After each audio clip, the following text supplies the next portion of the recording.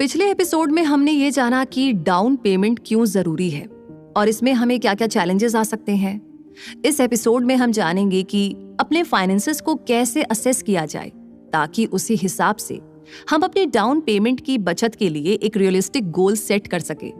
तो बात ऐसी है कि जब भी हम कुछ खरीदने के बारे में सोचते हैं तो सबसे पहले हमारी नजर जाती है अपनी जेब पर, यानी ये कि उस चीज को खरीदने के लिए हमारे पास कितने पैसे हैं और अगर नहीं है तो हमें कितने पैसों की जरूरत पड़ेगी।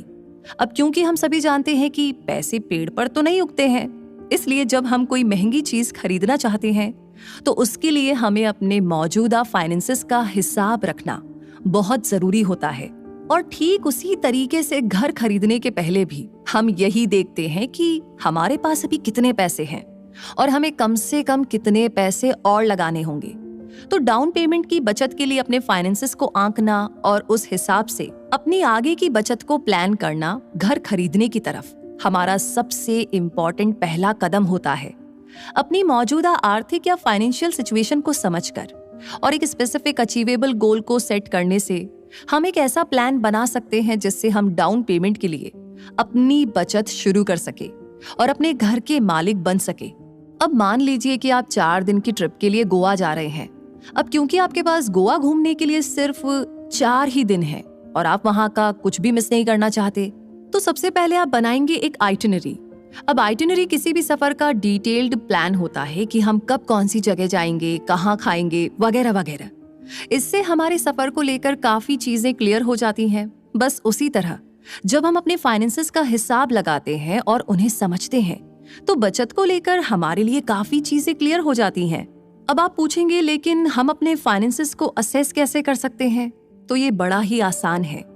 अपने फाइनेंसेस को समझने के लिए आपको अपने पैसों को लेकर सारी जानकारी इकट्ठी करनी होगी, जैसे कि आपको महीने की इनकम, आपके खर्च, आपके उधार और आपकी बचत। तो सबसे पहले हम इस जानकारी को लेकर एक बजट तैयार करेंगे। मान लीजिए आपकी महीने की इनकम है 25,000 रुपए।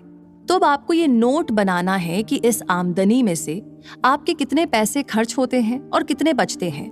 आपको अपने खर्चों में सब कुछ शामिल करना होगा, जैसे कि आपके घर का किराया, इलेक्ट्रिसिटी का बिल, वाईफाई का बिल, पानी का बिल, महीने का राशन, मेडिकल, ट्रांसपोर्टेशन, यानी अगर आप घर से ऑफिस जाने के लिए कैब या ऑटो लेते हैं वो भी, तो उसका खर्चा। उसके ऊपर अगर आप महीने में किसी अच्छी जगह घूमने जाते हैं या खाना खाने जाते हैं या मूवी देखने जाते हैं, उसका भी खर्चा।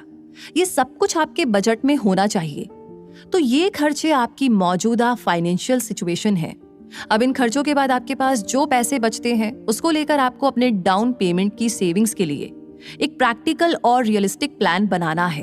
अब आपको ये देखना है कि अपनी इनकम, अपने खर्चों और बाकी फाइनेंशियल ऑब्लिगेशंस के बाद आप हर महीने कितनी बचत अफोर्ड कर सकते हैं और इस बचत को लेकर आपको रियलिस्टिक रहना होगा। ये 1,000 रुपए जैसी एक छोटी सी रकम भी हो सकती है और इसमें आपको घर खरीदने से जुड़ी बाकी लागत या कॉस्ट को भी ध्यान में लेना होगा, जैसे क्लोजिंग कॉस्ट, मूविंग एक्सपेंस और प्रॉपर्टी टैक्सेस वगैरह है। अब आप ये भी सोचेंगे कि 1,000 रुपए जैसी छोटी सी बचत तो बहुत ही छोटी नहीं है। हाँ बिल्कुल, ये बहुत ही छोटी सी रकम है, लेकिन ये मामूली सी रकम आपके बचत की तरफ आपका पहला कदम है। याद रखिए कि किसी भी गोल को पाने के लिए ना सबसे जरूरी चीज होती है उसकी तरफ कदम आगे बढ़ाना, भले ही ये कदम छोटा ही क्यों ना हो। एक बार जब हम कुछ ठान कर अपनी मंजिल की ओर आगे बढ़ते हैं तो रास्ते अपने आप बनते जाते हैं। अगर आज आपकी महीने की इनकम 25,000 रुपए है तो कुछ महीनों के बाद ये 30,000 हो जाएगी और फिर बढ़ती ही जाएगी। और इस बढ़ती इनकम और खर्चों के साथ साथ आप अपनी बचत की रकम को भी बढ़ा सकते हैं। तो ये 1,000 रुपए की बचत आने वाले दिनों में 5,000 रुपए हो जाएगी। तो एक बार जब आपने अपना बजट सेट कर लिया है तो आपको उसके लिए एक रियलिस्टिक टाइमलाइन भी सेट करनी होगी, यानी आपको कितने टाइम तक ये बचत करनी होगी, जिसके बाद आपके डाउन पेमेंट के लिए रकम जमा हो जाएगी। और आपको इसके लिए बिल्कुल भी हड़बड़ाने की जरूरत नहीं है। आपको सोच समझकर अपनी टाइमलाइन सेट करनी है। ये टाइम 10 साल या 15 साल या सिर्फ 5 साल का भी हो सकता है। ये पूरी तरह से इस पर निर्भर करता है कि आपने अपने डाउन पेमेंट के लिए क्या गोल सेट किया है। तो आप बचत के और भी तरीकों के बारे में पता कर सकते हैं, जैसे high yield savings account, SIPs, investment accounts और इनके इंटरेस्ट रेट्स और फीस को कंपेयर करके अपने लिए एक बेहतर सेविंग्स प्लान आप बना सकते हैं। पर ये क्या, ये सारे टर्म्स सुनकर के तो आप लग रहा है थोड़ा घबरा रहे हैं। प्लीज घबराने की कोई जरूरत नहीं है। हम इनके बारे में आने वाले एपिसोड्स में बात करेंगे डिटेल में। लेकिन हम ये भी समझते हैं कि बहुत से लोगों के लिए अपने फाइनेंसेस को समझना थोड़ा कंफ्यूजिंग हो जाता है। हम में से बहुत सारे ऐसे लोग हैं जो इन्वेस्टमेंट, सेविंग्स जैसे शब्दों से घबरा जाते हैं। लेकिन एक रियलिस्टिक सेविंग्स गोल बनाने के लिए हम हमेशा एक ऑनलाइन कैलकुलेटर का इस्तेमाल कर सकते हैं या किसी फाइनेंशियल एडवाइजर से कंसल्ट कर सकते हैं। ये वो शख्स होता है जो आपके खर्चों, सेविंग्स और इन्वेस्टमेंट्स को समझने में आपकी हेल्प करता है। ऐसे टूल्स और एक्सपर्ट्स आपको इस बात का अंदाजा लगाने में मदद कर सकते हैं कि आपको जिस तरह का घर चाहिए उसके डाउन पेमेंट के लिए आपको कितने पैसे लगेंगे और उसी हिसाब से आपके लिए कौन कौन से फाइनेंसिंग ऑप्शंस मौजूद हैं।